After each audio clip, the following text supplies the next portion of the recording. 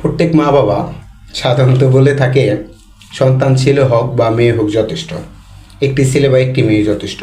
কিন্তু আপনি হয়তো লক্ষ্য করে দেখবেন, যে পরিবারে একটি ছেলে এবং একটি মেয়ে আছে তাদের মধ্যে মেয়েটা আদরে দুলালি থাকে, তার খেলার জিনিসপত্র, তার জামা কাপড় সব কিছু অন্যরকম সুন্দর হয়ে থাকে।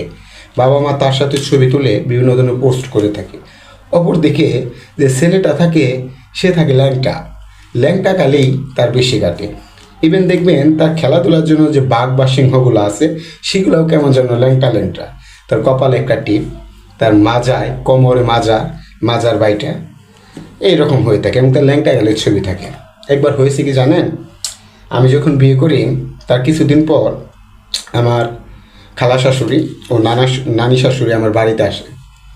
আমার মা তাদেরকে খাওয়া দাওয়ার ব্যবস্থা না করে দিয়েই অ্যালবাম নিয়ে বসে পড়লো, এরকম একটা অ্যালবাম নিয়ে বসে পড়লো। অ্যালবাম নিয়ে বসে বসে সে পাতা উল্টাচ্ছে আর ছবি দেখাচ্ছে আর বলতেছে এটা এটা। এক পর্যায়ে আমার একটা ছবি, মানে ল্যাংটা গালের ছবি দেখে বলতেছে এটা হলো আপনাদের মেয়ের জামা।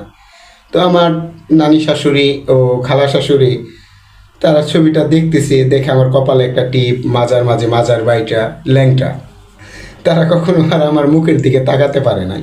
ছবিটা দেখতেছে আর বলতেছে না, জামাই আসলে খুব একটা খারাপ না। এরকম হয়ে থাকে, বুঝছেন।